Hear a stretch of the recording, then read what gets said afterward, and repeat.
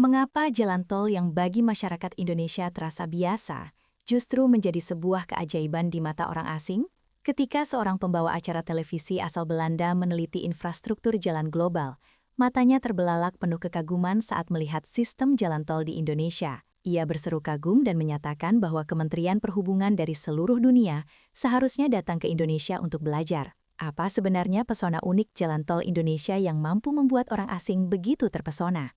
Bagi masyarakat Indonesia, jaringan jalan tol atau jalan bebas hambatan yang membentang di berbagai pulau mungkin sudah menjadi pemandangan sehari-hari. Namun, di mata orang asing, hal ini merupakan sebuah keajaiban yang menakjubkan. Seorang presenter televisi Belanda, ketika meneliti infrastruktur jalan di Indonesia, tak henti-hentinya memuji dan bahkan menyarankan agar Departemen Transportasi dari berbagai negara belajar dari Indonesia. Hari ini, kita akan menggali lebih dalam pesona unik jalan tol Indonesia dan alasan mengapa hal tersebut membuat dunia internasional tercengang. Bayangkan jalanan mulus yang terbentang tanpa henti, membelah pegunungan vulkanik dan dataran rendah yang subur, rest area atau tempat istirahat dan pelayanan yang nyaman layaknya pusat perbelanjaan modern, teknologi terintegrasi dalam setiap detailnya. Ini bukan sekedar jaringan transportasi, melainkan cerminan gaya hidup di era pasca pandemi. Wisata darat dengan mengemudi sendiri atau road trip telah menjadi tren yang sangat populer, dan sistem jalan tol Indonesia dengan efisiensi, keramahan lingkungan serta desain yang berpusat pada pengguna telah menjadikannya sorotan dunia. Mari kita ungkap rahasia ini bersama. Sejak era pembangunan infrastruktur masif yang digalakkan pada dekade 2010-an, Indonesia mulai secara agresif mengembangkan jaringan jalan tolnya sebagai sebuah proyek perintis yang monumental. Jalan tol Trans Jawa yang beroperasi penuh dan menghubungkan ujung barat hingga ujung timur Pulau Jawa pada akhir dekade tersebut menjadi simbol lompatan ekonomi bangsa. Terutama pada era yang mendukung industrialisasi dan ekonomi berbasis ekspor, pemerintah menginvestasikan anggaran yang sangat besar untuk membangun infrastruktur guna menopang industri yang berkembang pesat. Pembangunan ini menghadapi banyak tantangan, termasuk melintasi kawasan padat penduduk serta mengatasi kondisi geografis yang kompleks di wilayah tanah vulkanis. Namun, para insinyur Indonesia mengadopsi teknik konstruksi modern yang memungkinkan proyek tersebut diselesaikan dengan lancar. Rute ini secara drastis mengurangi waktu tempuh dari Jakarta ke Surabaya. Hal ini tidak hanya mempercepat distribusi logistik, tetapi juga mendorong integrasi ekonomi di seluruh Pulau Jawa. Langkah pembangunan tidak pernah berhenti. Pada periode berikutnya hingga sekarang, beberapa ruas tol penting lainnya terus dibangun, termasuk proyek ambisius Jalan Tol Trans Sumatera. Proyek-proyek tersebut harus beradaptasi dengan topografi Indonesia yang rumit, seperti jajaran pegunungan Bukit Barisan dan dataran rawa yang luas. Kondisi ini menuntut pembangunan banyak jembatan panjang serta terowongan dengan medan pegunungan yang menantang.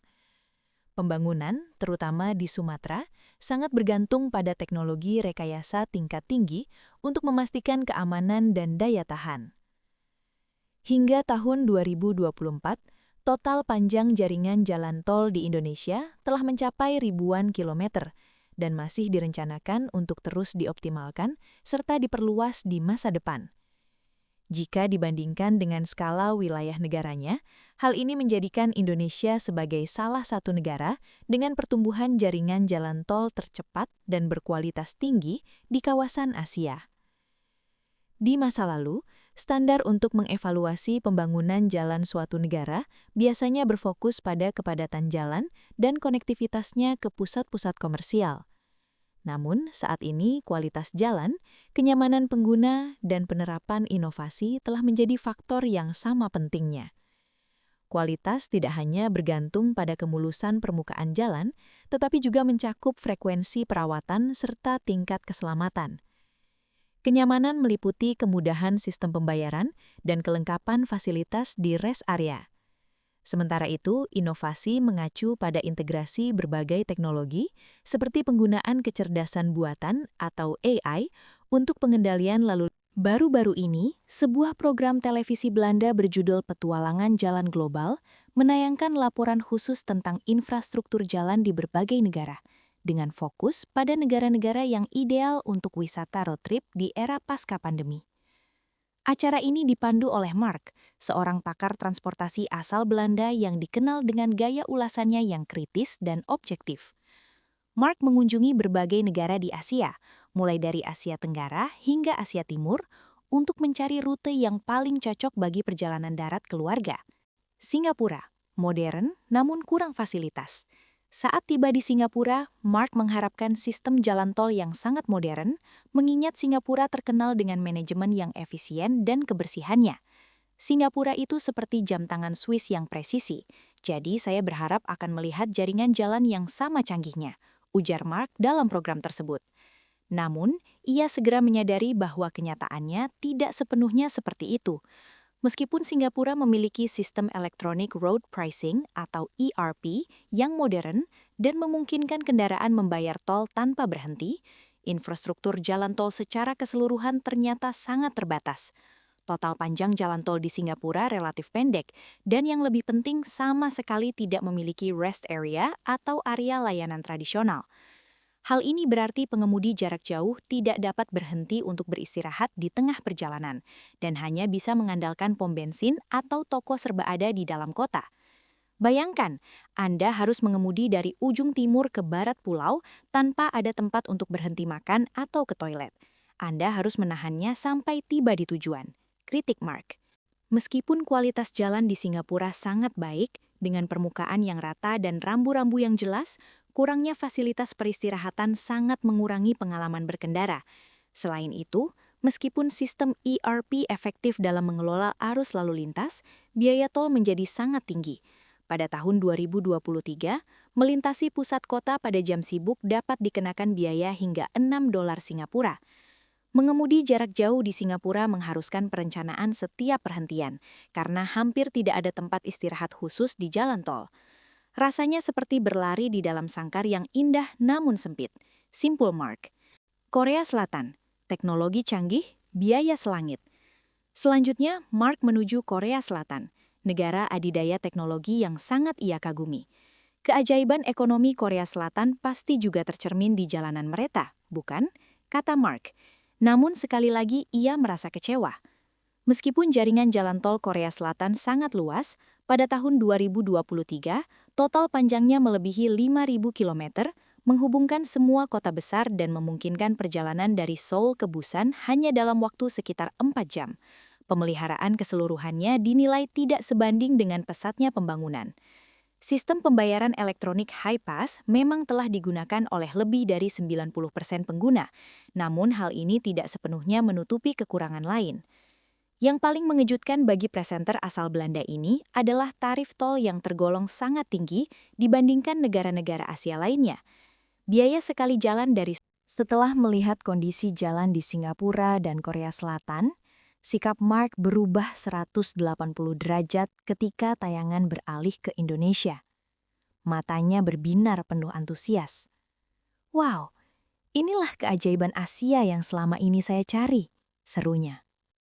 Jalan tol di Indonesia tidak hanya memiliki infrastruktur yang lengkap, tetapi juga menjadikan kenyamanan sebagai prioritas utama. Sistem pembayaran tol elektronik berbasis kartu atau e-tol yang digunakan saat ini terus dikembangkan menuju sistem multi-lane free flow atau MLFF yang memungkinkan kendaraan melintasi gerbang sensor tanpa harus berhenti atau mengurangi kecepatan.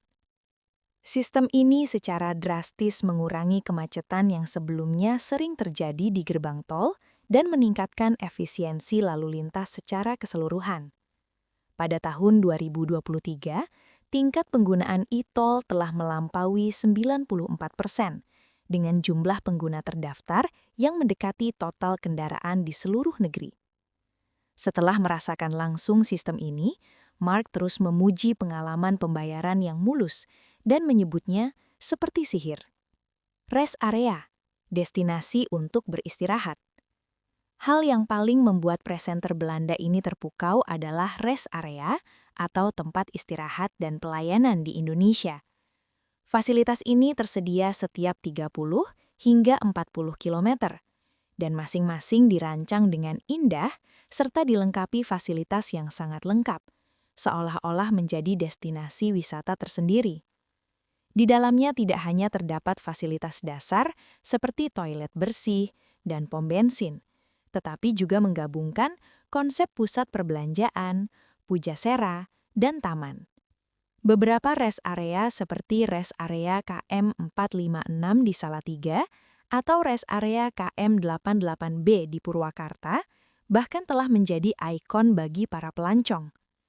Rest area tersebut memiliki restoran ternama, kedai kopi merek internasional seperti Starbucks, serta berbagai toko yang menjual oleh-oleh khas daerah. Ini sebenarnya tempat apa? Rest area atau pusat perbelanjaan bintang 5? Seru Mark dengan penuh kekaguman. Ia secara khusus memuji bagaimana rest area di Indonesia tidak hanya menyediakan pilihan kuliner yang beragam, mulai dari soto Lamongan dan sate Marangi khas Indonesia hingga merek makanan cepat saji internasional, tetapi juga dilengkapi area bermain anak, masjid yang megah dan nyaman, serta area khusus untuk hewan peliharaan. Hal ini menjadikan perjalanan keluarga jauh lebih nyaman dan menyenangkan. Dalam upaya mencegah kecelakaan akibat kelelahan mengemudi, Indonesia juga berada di garis depan dunia. Data statistik menunjukkan bahwa penyebab utama kecelakaan di jalan tol bukanlah kecepatan berlebih, melainkan kelelahan dan kurangnya konsentrasi pengemudi. Oleh karena itu, Kementerian Perhubungan bersama para operator jalan tol meluncurkan berbagai langkah untuk mengatasi masalah ini. Salah satunya adalah pemasangan rumble strip atau pita penggaduh di tepi jalan dan garis pemisah lajur. Ketika kendaraan melindasnya, akan timbul suara dan getaran yang berfungsi sebagai peringatan bagi pengemudi. Teknologi ini telah berhasil mengurangi kecelakaan akibat keluar jalur hingga lebih dari 30%. Inovasi lainnya adalah desain ruang istirahat yang nyaman di dalam rest area utama. Meskipun skalanya bervariasi, seluruhnya dilengkapi fasilitas penting seperti sofa, stop kontak untuk mengisi daya perangkat, serta berbagai pilihan minuman penyegar. Mark sangat memuji perhatian terhadap detail-detail ini, yang menurutnya mencerminkan kepedulian masyarakat Indonesia. Dengan fasilitas senyaman ini, siapa yang berani mengabaikan bahaya kelelahan? Ujarnya. Yang lebih menggembirakan, jalan tol Indonesia terus bergerak menuju era industri 4.0. Di bawah kebijakan transformasi digital nasional, otoritas jalan tol mendorong pembangunan Smart Toll Road. Dengan memanfaatkan sistem transportasi cerdas atau Intelligent Transportation System atau ITS, data lalu lintas dikumpulkan secara real-time dan disampaikan kepada pengemudi mengenai kondisi jalan, sekaligus membuka jalan menuju era kendaraan otonom. Pada tahun 2023, sistem ITS telah mencakup sebagian besar rute utama dan diperkuat dengan teknologi 5G yang meningkatkan akurasi prediksi arus lalu lintas. Selain itu, teknologi Internet of Things atau IoT digunakan untuk meningkatkan efisiensi perawatan jalan, misalnya dengan pemasangan sensor untuk mendeteksi kondisi permukaan jalan agar perbaikan lubang dapat dilakukan tepat waktu. Drone juga dimanfaatkan untuk inspeksi jembatan dan pencegahan insiden, dengan menggunakan teknologi analisis citra berbasis AI untuk mendeteksi retakan atau hambatan di jalan. Setelah menyaksikan demonstrasi pengoperasian drone tersebut, Mark berkomentar penuh kekaguman bahwa hal ini benar-benar mengubah fiksi ilmiah menjadi kenyataan. Dari sisi lingkungan, jalan tol Indonesia juga tidak tertinggal. Panel surya dipasang di sepanjang lereng dan lahan kosong di pinggir jalan untuk menghasilkan listrik. Jaringan stasiun pengisian kendaraan listrik atau SPKLU terus diperluas di setiap rest area, dengan target ketersediaan satu stasiun pengisian setiap 50 hingga 70 km. Dengan penuh kekaguman, Mark menyimpulkan bahwa Indonesia bukan hanya raksasa digital, tetapi juga mampu menerapkan teknologi secara cerdas dalam infrastruktur sehari-hari. Menurutnya, inilah paradigma baru transportasi masa depan. Setelah acara tersebut ditayangkan, respons antusias dari warganet global membanjiri internet. Ini pertama kalinya saya ingin berwisata ke Indonesia hanya karena jalan tolnya. Ternyata, jalanan kota pintar yang sesungguhnya ada di sini. bagaimana orang Indonesia bisa mengubah jalan biasa menjadi sebuah karya seni. Seorang penonton dari Belanda berkomentar, "Ini bahkan lebih maju daripada jalan tol A2 kami." Sementara itu, seorang warga Amerika Serikat berkata, "Saya sangat iri dengan rest area di Indonesia. Jalan tol I-95 kami terasa sangat tertinggal." Di akhir acara, Mark menyimpulkan bahwa sejak zaman kuno, jalan selalu menjadi simbol kekuatan sebuah negara. Di abad ke-21, jaringan transportasi yang menghubungkan seluruh negeri tidak hanya harus mendorong pertumbuhan ekonomi, tetapi juga mengintegrasikan teknologi serta prinsip ramah lingkungan. Menurutnya, Jalan Tol Indonesia adalah contoh sempurna yang patut diperhatikan oleh seluruh dunia.